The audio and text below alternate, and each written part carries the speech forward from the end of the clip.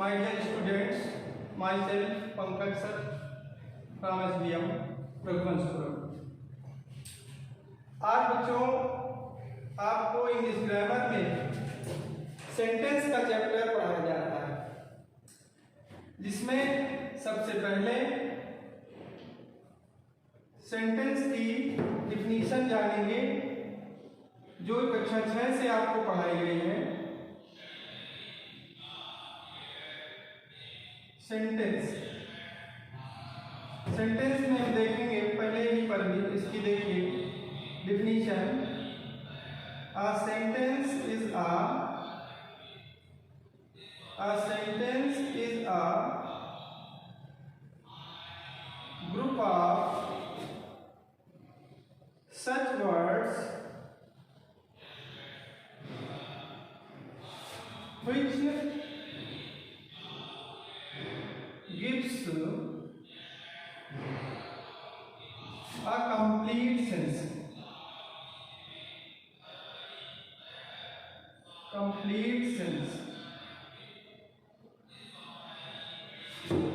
is called sentence।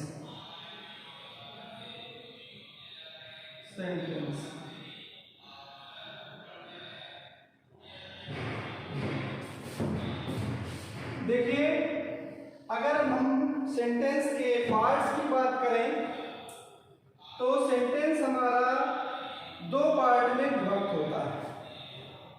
Number 1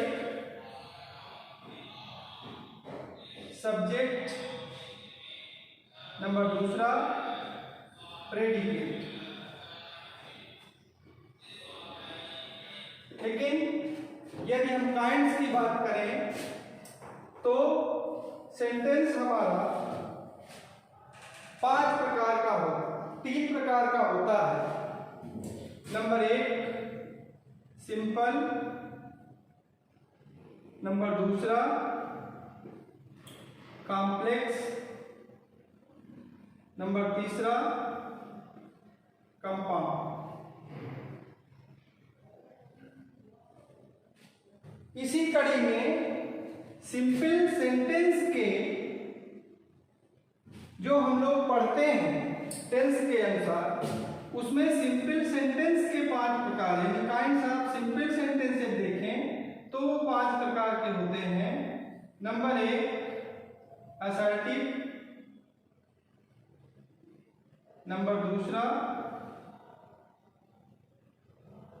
interrogative,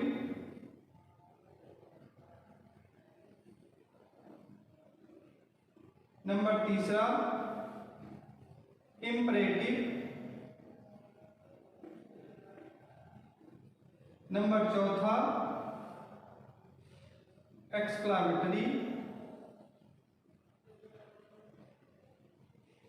number 5 Octave. ये तो हो गए काइंड्स। लेकिन यदि सेंटेंस का हम जो आपके कोर्स में है जो पढ़ेंगे वो है सब्जेक्ट और प्रेडिकेट। अर्थात किसी भी सेंटेंस को पहले हम 2 भागों में विभक्त करते हैं। नंबर 1 सब्जेक्ट और नंबर 2 प्रेडिकेट। जैसे एक सेंटेंस के माध्यम से देखिए,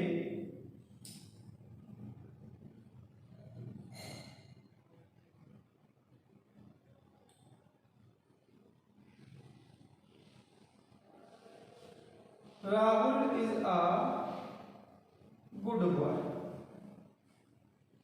अब इतना छोटा सा सेंटेंस मैंने लिया है।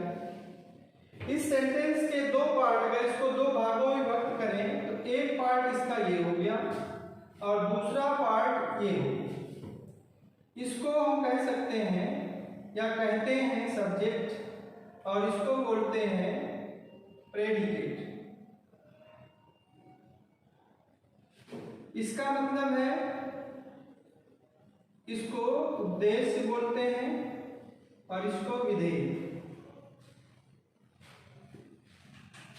जिसमें अब सब्जेक्ट के विषय में आप लोग पढ़े हो, सब्जेक्ट को जानते हो, या इसका पता लगाने के लिए हम अगर हु लगाकर सेंटेंस में कौन लगाकर करें तो इसका आंसर जो प्राप्त होता है वही सब्जेक्ट होता है। जैसे कह दिया जाए कि कौन अच्छा लड़का है, तो जो इसका आंसर मिलेगा राहुल अच्छा लड़का है, तो राहुल ही सब्जेक्ट हो गया। और राहुल जो क्रिया करेगा, जो कर रहा होगा, वो प्रेडिकेट होगा, अर्थात वो विधेय होगा। तो दूसरे शब्दों में इसके बाद सब्जेक्ट हमारा जब सेंटेंस दो भागों में बटा, जैसे इधर देखें, सेंटेंस को जो मैंने दो भागों में बांटा, तो एक पार्ट हो गया सब्जेक्ट और दूसरा हो गया प्रेडिकेट। अब इसके बाद सब्जेक्ट कभी कभी आपको प्रोनाउन के रूप में भी मिलेगा, नाउन के रूप में भी मिलेगा, और कभी कभी सब्जेक्ट में कई वर्ड एक साथ जुड़े रहते हैं। तो जब कई शब्द एक साथ जुड़े रहते हैं तो उसमें सब्जेक्ट हमारा सबसे पहले दो भागों में विभक्त हो जाता है। नंबर एक क्वालिफायर, नंबर दूसरा headword.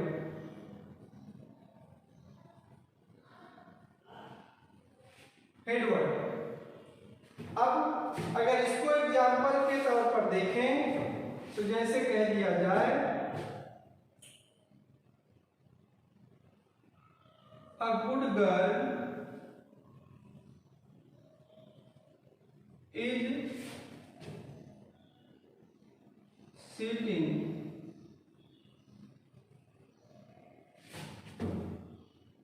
under the mango tree।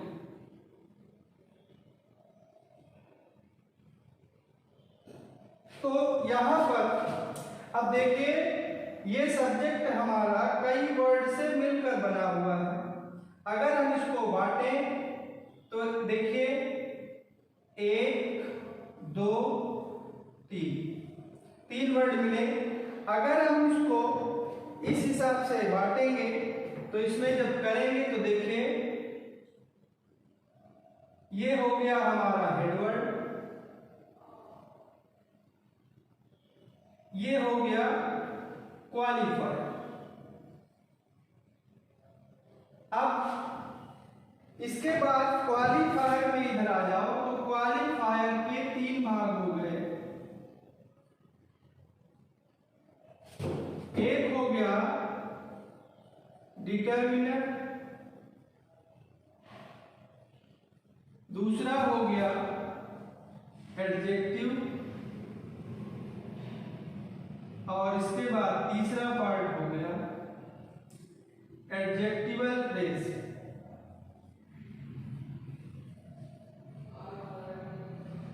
Adjectival phrase ये तीन भाग हो गए।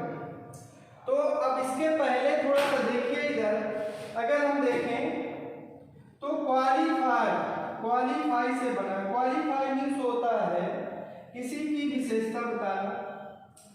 तो अगर इसके अंतर्गत हम क्वालिफायर से ही निकालें तो क्वालिफाई से विशेषता बताना, और क्वालिफायर मीन्स विशेषता बताने वाला, अर्थात ये हेड वर्ड की विशेषता बताएगा। हेड वर्ड की विशेषता बताने वाला ही क्वालिफायर कहलाएगा। अब इसके क्वालिफायर के जब तीन पार्ट हो गए, एक डिटरमिनर, दूसरा एडजेक्टिव, तीसरा एडजेक्टिवल फ्रेज। अब जिसमें अगर आप देखें तो पार्ट्स ऑफ स्पीच में आप पहले ही पढ़ चुके हो एडजेक्टिव। एडजेक्टिव मीन्स क्या होता है? विशेषण, अर्थात ये किसी नाउन या प्रोनाउन की विशेषता बताता है।